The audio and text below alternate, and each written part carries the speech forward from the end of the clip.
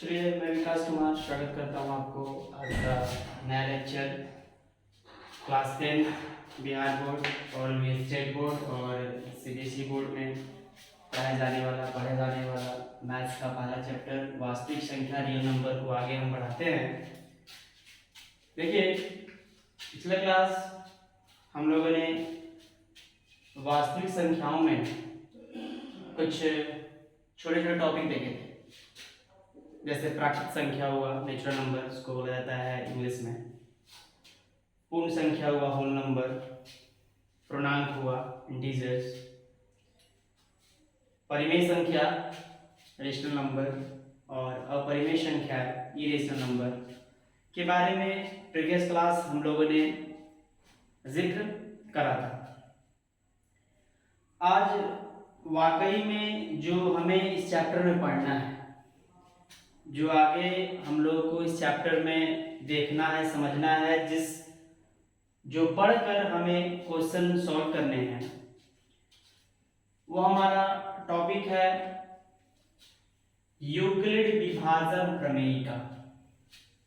इसी चीज को जानने के लिए, समझने के लिए हम लोगों ने प्रीवियस क्लास जो पहला लेक्चर था वो लिया था। इसे यूक्लिड विभाजन प्रमेयिका को यूक्लिड डिवीजन लेमा इंग्लिश में बोला जाता है। यूक्लिड डिवीजन लेमा ये क्या है, ये जानने से पहले कुछ उदाहरण हम देखेंगे। इसी उदाहरण को देखते हुए हम यूक्लिड विभाजन प्रमेयिका तक पहुंचेंगे। ठीक है, समझ रहे हैं? ये यूक्लिड विभाजन प्रमेयिका क्या है, ये जानने से पहले आइए थोड़ा सा हम लोग भाग कर लेते हैं। जो शुरू से बचपन में बहुत ऐसे भागा आप लोगों ने करा है, डिवीजन करा है, तो आइए चार यहाँ पे उदाहरण हम लोगों ने लिया है। इस चार उदाहरण को देखते हुए हम यूक्लिड विभाजन प्रमेयिका को समझेंगे। हम लोग यहाँ पे पहला उदाहरण देखिएगा, यहाँ पे 24 को 7 से भाग देना है, 24 को 7 से भाग देना है, 16 को 5 से भाग देना है, 24 को 4 से भाग देना है, 5 को 6 से भाग देना है। जितने भी इसमें संख्याएं हैं, देखिए सारी संख्याएं क्या हैं, पूर्ण संख्याएं हैं, है ना। इस संख्याओं को भागा देते हैं। चलिए कुछ अलग नहीं करेंगे, भाग देंगे। चलिए 7 का पहाड़ा पढ़ेंगे, 7 के टेबल पढ़ेंगे। 24 कितने बार में नहीं आता है ना, तो 7 3 चलिए ठीक है, 7 3 21। फिर क्या करते हैं, घटाते हैं, 4 में से क्या, 3 से। चलिए इसको देखते हैं, 5 3 15 1। चलिए 4 का पहाड़ा पढ़ते हैं, 24 आता है क्या बार में, 6 बार में, 6 चौके 24। ठीक है, 6 का पहाड़ा पढ़ते हैं, 5 आता है कि नहीं आता है? 6 के पहाड़े में 5 आते हैं कभी देखे, नहीं आते हैं, तो कैसे भाग लगेगा? तो हम लोग को सबसे पहले एक बात जान लें, यहाँ पे दशमलव देकर भाग लगा सकते हैं। यहाँ दशमलव देंगे, फिर यहाँ 0 लगाएंगे, फिर भाग 6 का पहाड़ा पढ़ेंगे, 6 8 से भाग लगाया जा सकता है। लेकिन यहाँ बिना दशमलव के इसको भाग देना है। कितने बार में इसको भाग दिया जा सकता है? चलिए देखिए, पहाड़ा क्या पढ़ा आज तक आपने, टेबल क्या पढ़ा, 6 1 जा 6, 6 2 जा 12, ऐसे 6 3 जा 18, ऐसे ही आगे पढ़ेंगे, 6 4 जा 24, ऐसे आगे चला जाता है, चला जाता है। स्टार्ट करते हैं 1 से। क्या इससे पहले इसके ऊपर 1 से ऊपर कुछ पहाड़े नहीं होते क्या? 6 टाइम्स अगर 0 से मल्टीप्लाई करेंगे, 6 0 कितना हो जाएगा, 0 1 नहीं होगा, 0 1 2 3 ऐसे स्टार्ट किए। तो यहाँ पे भी सेम काम करेंगे। 6 का टेबल अगर 0 टाइम्स पढ़ते हैं तो कितना आएगा, 0, रिमाइंडर यहाँ पे शेष कितना बच जाएगा, 5। कोई दिक्कत है? भाग देंगे, भाग कोई गलत नहीं है, बिल्कुल सही है, कोई दिक्कत नहीं। ठीक है, तो चेक करते हैं। देखिए यहाँ पे ये सर कहिएगा, सर क्या भागा सिखाया है? ये तो बचपन से ही सीखते आ रहे हैं, भागा भागा भागा। लेकिन फिलहाल देखिए इसमें यही चीजें हमें देखने वाली है। क्या हमें क्या देखना है, इससे देखने से पहले, आगे बढ़ने से पहले फिलहाल मैं आपको एक बात बता दूं। यहाँ पे ये बड़ा वाला जो बीच में जो संख्या दिख रहा है, ये आपके संख्या क्या होते हैं, भाज्य। क्या होते हैं, भाज्य।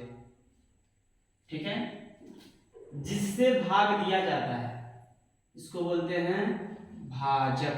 क्या बोलते हैं, भाजक।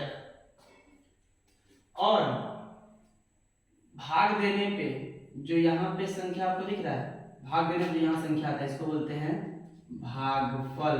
क्या बोलते हैं, भागफल। और भाग देने के बाद यहाँ काट कूट करने के बाद जो यहाँ बचता है इसको बोलते हैं शेषफल। बोलते नहीं बोलते, कोई दिक्कत नहीं सर, ठीक है, सब में ऐसे ही होगा। तो इसे थोड़ा इंग्लिश में देख लेते हैं। भाज्य को जो है ना, भाज्य को इंग्लिश में बोलते हैं डिविडेंड। डिविडेंड, ठीक है। भाजक को इंग्लिश में बोलते हैं डिवाइजर। भागफल को इंग्लिश में बोलते हैं कोशेंट। और शेषफल को इंग्लिश में बोलते हैं रिमाइंडर। ठीक है, कोई दिक्कत? क्या सर, क्या नया बता दें? नहीं, कुछ नहीं, नया कुछ नहीं बताना, लेकिन ये चीज यहाँ पे बताना है, समझाना है, ताकि ये चीज समझा जा सके। तो आप जानते हैं तो अच्छी बात है, नहीं जानते हैं तो देख लें, समझ लें। अगर हमें ये 24 लाना हो तो क्या करते हैं, तो 24 आता है, चेक करते याद कीजिएगा। अगर 24 को 7 गुणे 3 प्लस 3 लिख दे तो 24 नहीं आएगा, 7 या 21, 21 7 3 कितना हो गया, 24 आ गया। इससे क्या पता चला कि ये 24 क्या है, भाज्य। क्या है, भाज्य, जो कि बराबर है किसके, अगर भाजक को गुना कर दें भागफल से, भाजक को गुना कर दें भागफल से, और शेषफल को क्या कर दें, जोड़ दें। शेषफल को जोड़ दें तो हमारा भाज्य निकल जाएगा।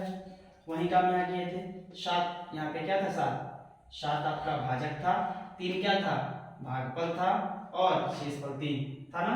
तो यहाँ पे हमारा भाज्य भी अगर इसको गुणा करके जोड़े तो 24 ही आएगा।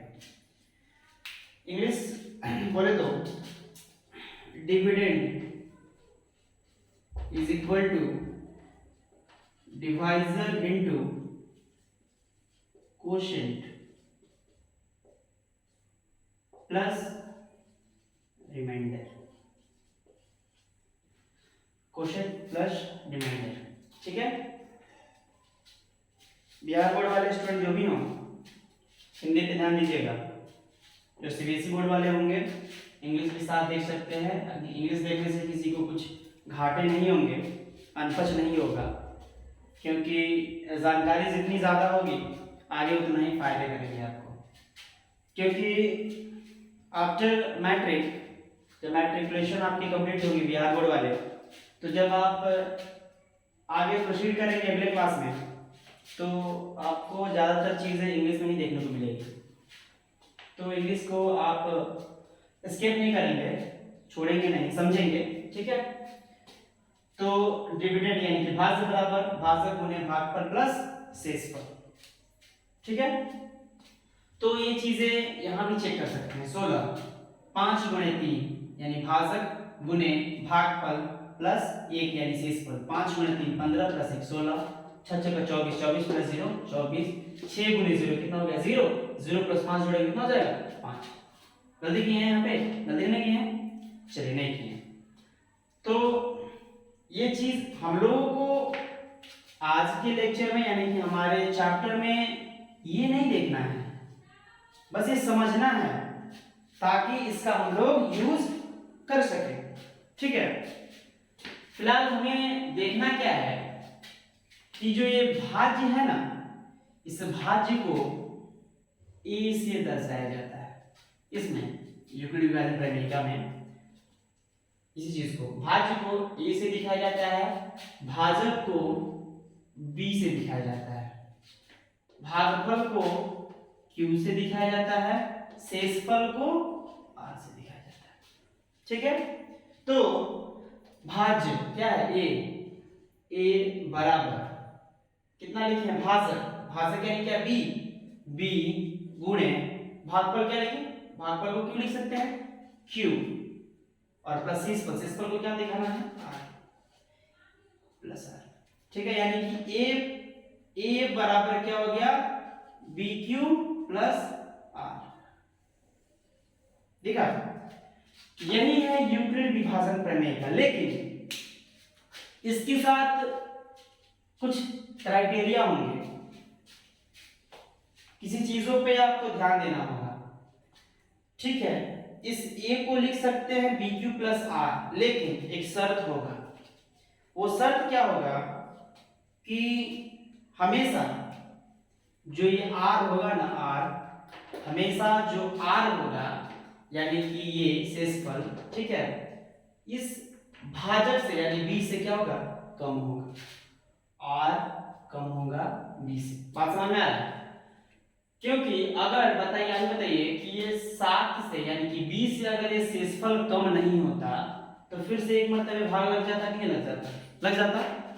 तो इसलिए ये जो भाजक होगा और ये शेषफल यानी कि शेषफल जो होगा यानी कि ये r हमेशा b से क्या होगा, कम होगा, हमेशा b से कम होगा।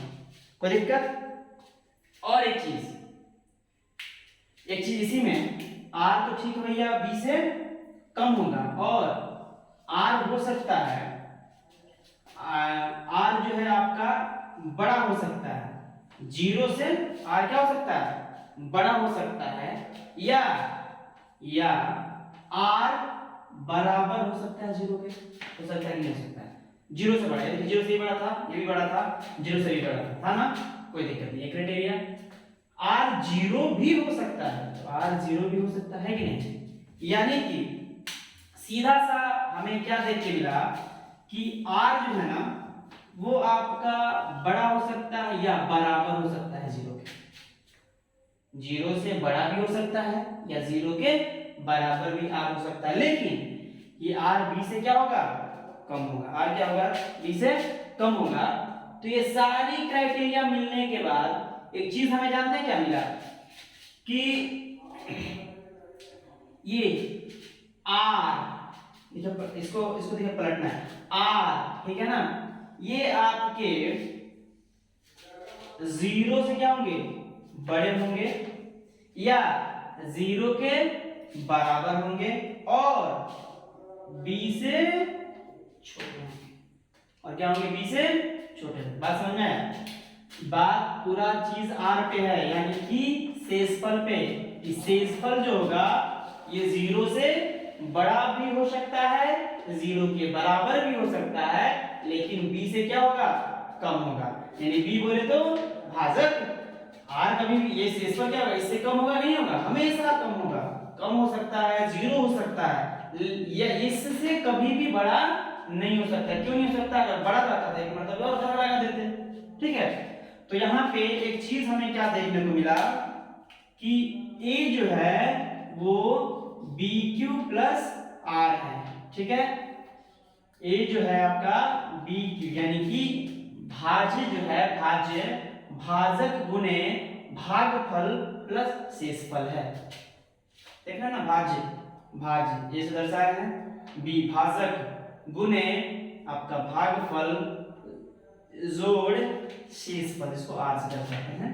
और एक क्राइटेरिया दे दिया गया कि r हमेशा 0 से बड़ा होगा या 0 के बराबर होगा और b से छोटा होगा।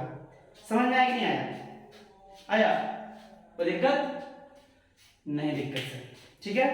तो ये चीज समझाने का मकसद एक ही था। हम अब मेन टॉपिक पे आते हैं, यूक्लिड विभाजन प्रमेय का। जो यहाँ पे निकल के आया ना, यही है यूक्लिड विभाजन प्रमेय का। थोड़ा इसको अच्छा इरेज नहीं करते हैं, इसको इरेज करते हैं।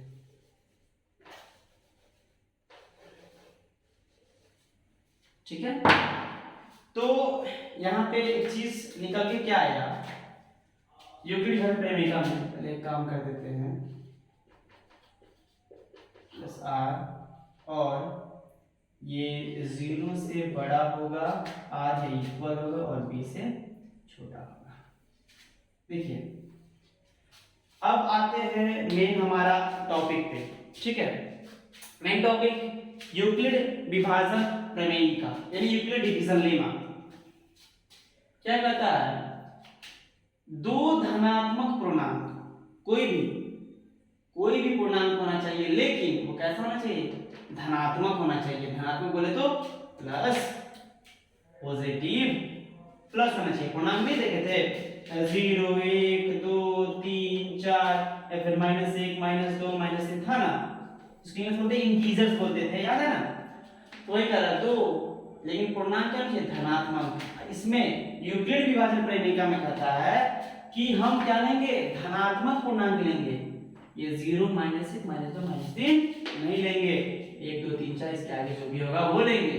पूर्णांक a और b हो, अगर दिए रहने पर ऐसी अद्वितीय पूर्ण संख्या है जो q और r अगर विद्यमान है कि, देखा ना, a b q और r, तो इसके क्या रिश्ते हैं, a b q और r के क्या रिश्ते हैं, यही रिश्ते के बारे में यहाँ पे देखें। ये रिश्ता क्या कहलाता है ना बेटा, यही रिश्ता ये कहला रहा है। देखिए a b q और r के क्या रिश्ते मिल गए हैं कि a जो है वो यानी कि भाज्य जो है भाजक गुने भागफल प्लस शेषफल है, और r जो है 0 से बड़ा हो सकता है, 0 के बराबर हो सकता है, लेकिन b से छोटा हो सकता है। ये हमारा रिश्ता यहाँ पे दिखाया। लेकिन पूर्णांक कैसे होने चाहिए, धनात्मक। इस चैप्टर में जितना भी कुछ देखेंगे, जितना भी चीजें इस चैप्टर में हमें देखने को मिलेगा, वो चैप्टर में आपको सिर्फ और सिर्फ धनात्मक की बातें करेगा, ऋणात्मक की नहीं, निगेटिव की बातें नहीं करेगा। जो बातें करेगा किसका करेगा, धनात्मक पूर्णांक की ही बातें करेगा। क्वेश्चन भी बनाएंगे हर एक चैप्टर का, ठीक है ना। इस रियल नंबर का प्रश्नावली 1.1 1.2 जितना भी ये चैप्टर में सिर्फ और सिर्फ धनात्मक की बातें करेगा, ऋणात्मक की बातें नहीं करेगा।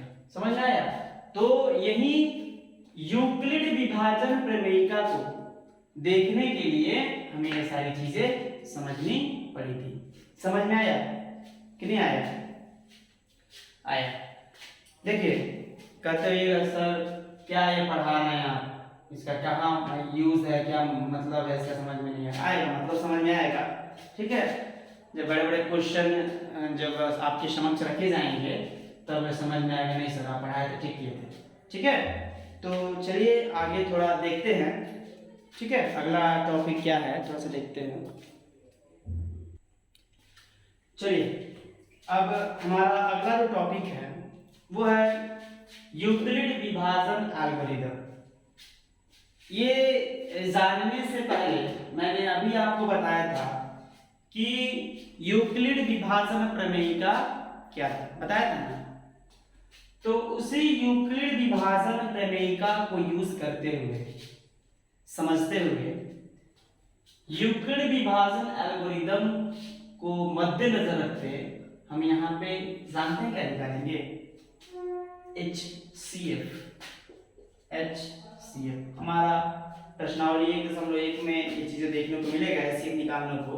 ठीक है, HCF निकालेंगे, वो भी कैसे, यूक्लिड विभाजन एल्गोरिथम को यूज करते हुए। देखिए वो था यूक्लिड विभाजन प्रमेयिका। प्रमेयिका का मतलब होता है थ्योरम, वो थ्योरम था।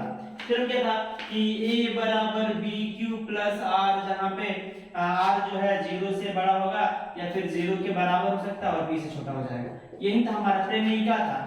इसी को, ये वाला चीज को यूज करते हुए, जब हम इसे यूज करेंगे ना, तो यही यूज करते हुए क्या बन जाएगा, एल्गोरिथम बन जाएगा। क्या बन जाएगा, एल्गोरिथम बन जाएगा। ठीक है, तो इसी एल्गोरिथम का, ये एल्गोरिथम जो है यूक्लिड साहब के द्वारा दिया गया था, इसलिए इसे यूक्लिड विभाजन एल्गोरिथम कहा जाता है। तो यूक्लिड विभाजन एल्गोरिदम को यूज करते हुए क्या निकालना है, HCF, ठीक है, जिसको हिंदी में बोलते हैं महत्तम समापवर्तक। क्या बोलते हैं, महत्तम समापवर्तक, महत्तम समापवर्तक, ठीक है। और इंग्लिश में जानते क्या बोलते हैं, इंग्लिश में बोलते हैं हाईएस्ट कॉमन फैक्टर। क्या बोलते हैं, हाईएस्ट कॉमन फैक्टर, महत्तम समापवर्तक हिंदी में बोलते हैं और इंग्लिश में बोलते हैं highest common factor. Highest common factor निकालने के लिए, लेकिन किसको यूज करते हुए, यूक्लिड डिवीजन एल्गोरिथम को यूज करते हुए। बचपन से गुणनखंड विधि पढ़ते आए हुए हैं इसके निकालने का, गुणनखंड विधि कैसे, जैसे एक एग्जांपल है, तो उदाहरण लेते हैं 12 और 18 क्या निकालना है, एचसीएफ निकालना है, ऐसे निकालना है 12 और 18 का, है ना। 12 और 18 का अगर हम एचसीएफ निकालें, महत्तम समापवर्तक अगर निकालें, किस विधि से, गुणनखंड विधि से, गुणनखंड विधि से 12 को कैसे लिखेंगे, 2 2 छक 12, 2 से 2 तिहाई 6, 3 से 3 एकम 3, फिर 18 से लिखेंगे 2 से 2 नवा 2 से, सॉरी माफ कीजिएगा यहाँ पे, 3 से 3 तिहाई 3 से 3 एकम 3। 12 को क्या लिख सकते हैं बुआ, 2 गुणे 2 गुणे 3। 18 क्या लिख सकते हैं, 2 गुणे 3 गुणे 3। क्या निकालने के लिए बोला था, HCF, महत्तम समापवर्तक। तो इसमें देखिए इंग्लिश समझिए, कॉमन, कॉमन घटक, कॉमन मतलब बोला है दोनों में, ठीक है ना, दोनों में, दोनों बोल सकते हैं, 3 जो भी होगा इसमें, इसके हिसाब से दोनों में, ठीक है ना। दोनों में क्या कॉमन है, एक जैसा क्या है, तो 12 में देखिए यहाँ पे दिखेगा 2 यहाँ भी है, 2 यहाँ भी, दिख रहा है ना, नहीं दिख रहा है, दिख रहा है, 3 यहाँ भी है, 3 यहाँ भी दिख रहा है, और कुछ कॉमन दिख रहा है क्या, जो कि इसमें भी हो इसमें भी हो, है ना। तो 12 और 18 का, 12 और 18 का अगर एचसीएफ निकालें तो ये दोनों में जो कॉमन निकलेगा 2, इसमें कॉमन क्या है 3, यानी कि हमारा एचसीएफ कितना हो गया, 6, हो गया नहीं हो गया, एचसीएफ कितना हो गया, 6, कोई दिक्कत नहीं। लेकिन ये तो रहा हमारा कौन सा, गुणनखंड विधि, जो कि हमको इस चैप्टर में रियल नंबर में हमको ऐसे नहीं निकालना है। देखिए ये छोटा था तो चलिए समझ में आ गया, आसानी से निकाल दिए। अगर आपके सामने एक क्वेश्चन रहे 1927 और 1363, इसका आप जो है ना एचसीएफ निकालिए, कीजिएगा गुणनखंड विधि, कितना मजा आएगा, देख समझ में आएगा, बहुत मजा आएगा। नहीं, ये चीजें संभव उतना ज्यादा आसान जितना सोच रहे उतना नहीं है, क्योंकि 1927 का गुणनखंड करने जाएं तो बहुत लंबा चला जाएगा। ये सबसे लास्ट गुणनखंड जो है वो 47 का है, 47 से ही कटेगा, ठीक है। तो ये चीजें थोड़ा सा लेंदी हो जाएगा, तो इसी लेंदीनेस से बचने के लिए, कठिनाई से बचने के लिए हम लोग इस यूक्लिड विभाजन एल्गोरिथम यानी यूक्लिड डिवीजन एल्गोरिथम का यूज करते हैं, ठीक है। कैसे करते हैं, आइए इसको एक क्वेश्चन को हम बनाकर दिखाते हैं, फिर आपसे जो है जितनी प्रश्नावली में एचसीएफ निकालने को बोलेगा वो आप आसानी से निकाल सकते हैं। बहुत आसान है, इतना आसान कि कहेगा सर ये तो जानबे करते हैं, ये तो समझ में आता ही नहीं, लेकिन लिखने का एक तरीका होगा, ठीक है ना। चलिए इसी 12 और 18 को, ठीक है ना, इसको इरेज करते हैं।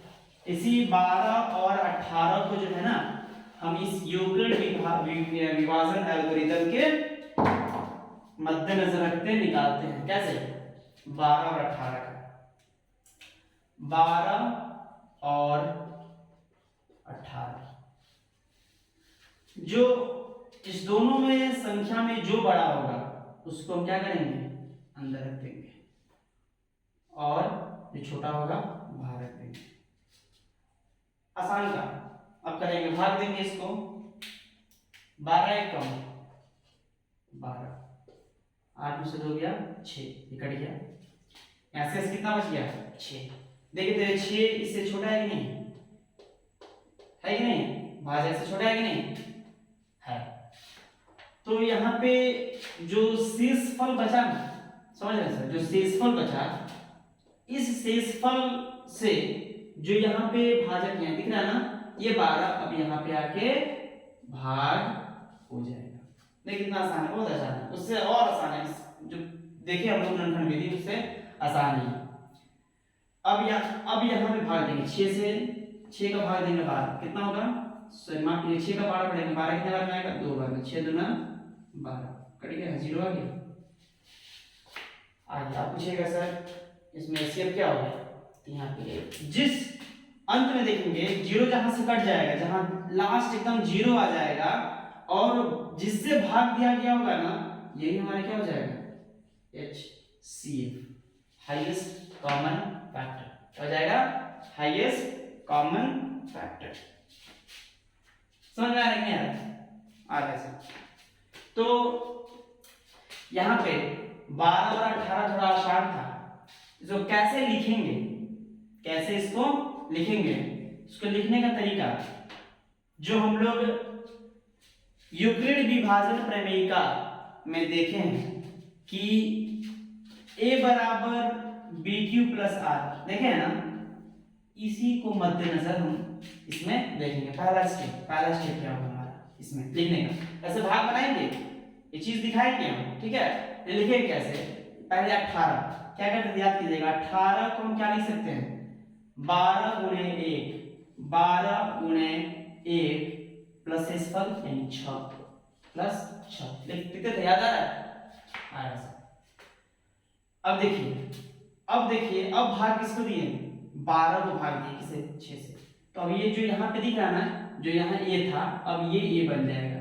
देखिए इसको लिखेंगे, मान लीजिए a है बराबर क्या, b into Q plus R है। अब ये जो b है ना, अब ये क्या बन जाएगा, a बन जाएगा, कि 12 यहाँ लिखाएगा। अब 12 क्या लिख सकते हैं, 6 गुणे 2 प्लस 0, 6 गुणे 2 प्लस 0, इसको समझाने के लिए लिखा है, ठीक है। 12 क्या लिख सकते हैं, 6 गुणे 2, 12 प्लस 0, 12 हो गया कि नहीं हो गया। जैसे ही ये r जैसे ही 0 आ जाता है, यहीं पे छोड़ देते हैं, r जैसे ही यहाँ पे 0 आ गया, हम यहीं पे इसको क्या कर देंगे, स्टॉप कर देंगे, यही तो काम है, स्टॉप हो गया, देखिए हो गया, इसका कहां से भाग लगेगा, लगेगा क्या, जिसके शेषफल ही 0 हो गए वो कैसे आगे भाग लगेगा, नहीं लगेगा। तो यहाँ पे अब हमें तो इस 0 से मतलब नहीं है, मतलब है HCF से, कि HCF क्या होगा इसमें, महत्तम समापवर्तक, ये 12 और 18 क्या होंगे। तो यहाँ पे जो B आया होगा ना, ठीक है, यहाँ पे जो B आया होगा, ठीक है, यही हमारे क्या हो जाएंगे, HCF हो जाएंगे, यानी HCF ऑफ 12 और 18 के क्या हो जाएगा, 6, क्या हो जाएगा 6, इतना बना दिए, ये आसान था नहीं था। यहाँ भी HCF इधर से किए थे, गुणनखंड विधि छोड़कर गुणनखंड विधि में करते तो वो भी वहां भी 6 आया था, यहाँ भाग करते गए, यहाँ भी हमारे से क्या आया, 6 आया, नहीं आया, तो दिक्कत। तो ये चीज ऐसे बनाएंगे और लिखेंगे इस तरह से, स्टेप बाय स्टेप लिखेंगे, हर क्वेश्चन में ऐसे ही करेंगे, यूक्लिड विभाजन एल्गोरिथम को यूज करते हुए हम क्या निकालेंगे, HCF। समझ में आया कि नहीं आया, कोई दिक्कत नहीं, दिक्कत, ठीक है। एक क्वेश्चन हम लोग देख रहे थे जिसमें बोले कि आप गुणनखंड विधि से 19, 27 और 13, 63 का महत्तम समापवर्तक यानी HCF निकालने के लिए बोले थे ना। ये HCF हम गुणनखंड विधि से निकाले तो बोले थोड़ा सा हार्ड हो जाएगा ना। तो इसको हम इस यूक्लिड विभाजन एल्गोरिथम को यूज करते हुए इसका HCF निकालते हैं। देखिए कैसे HCF निकलता है, क्या होता है नहीं होता है। इसको इरेज करते मिटाते हैं, ठीक है। 12 18 थोड़ा आसान था, ठीक है, थोड़ा लंबा आते हैं, देखते हैं इसको, ठीक ना। चलिए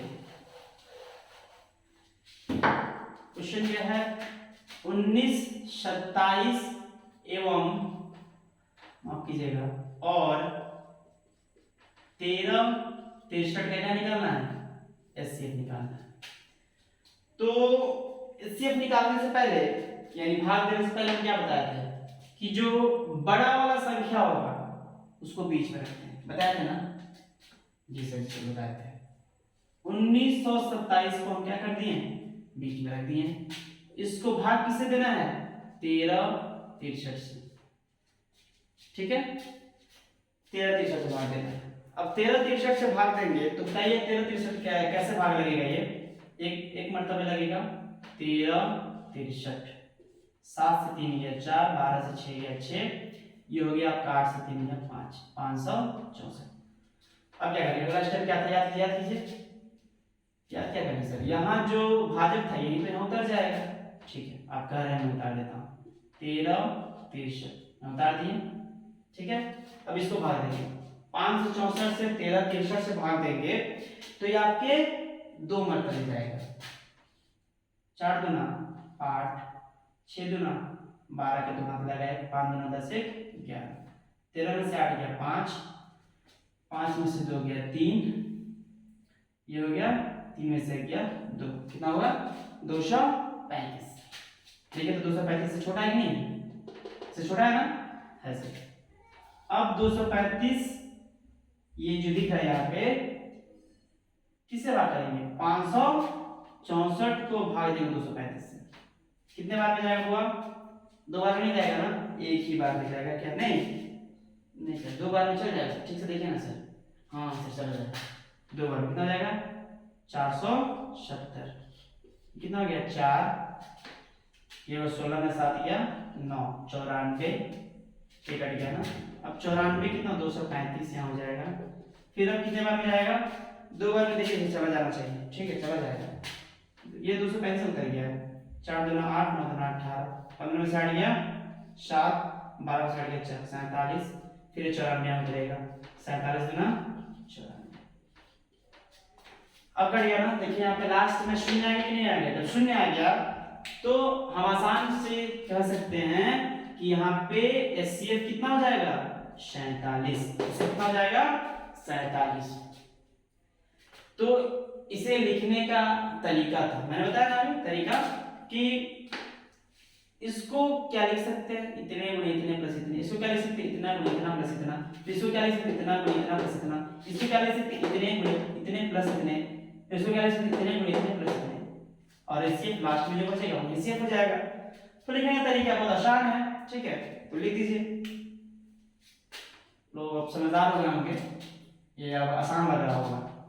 1927 को क्या लिख सकते हैं 1363 गुणे 1 प्लस 564, यानी ये है, मान लेंगे ना, ये था, ये बी था, ये क्यू था, ये आर था, याद है कि नहीं आया, ये तो है बी, ये हो गया क्यू, ये हो गया आर, ठीक है नहीं है, ठीक है ना। अब दूसरा स्टेप क्या होगा हमारा, दूसरा स्टेप क्या होगा 1363 को लिखेंगे, यहाँ भी जो है 564 गुने 2, कीजिएगा 564 गुने 2 प्लस 235, ठीक है ना, गलत नहीं करेगा सर, गलत करेंगे तो माफ कर दीजिएगा, ठीक है। अगला अब ये बी बन जाएगा, ए 564 को क्या लिख सकते हैं 235 गुणे 2 प्लस 94, दिख रहा है ना, यस सर। फिर अब ये बी बन जाएगा यहाँ पे ए, अब ये जाएगा क्या 235 को क्या लिख सकते हैं 94 गुणे 2 प्लस 47, नहीं लिख सकते हैं। फिर देखिए, फिर 94 को क्या लिख सकते हैं 47 गुणे 2 प्लस 0।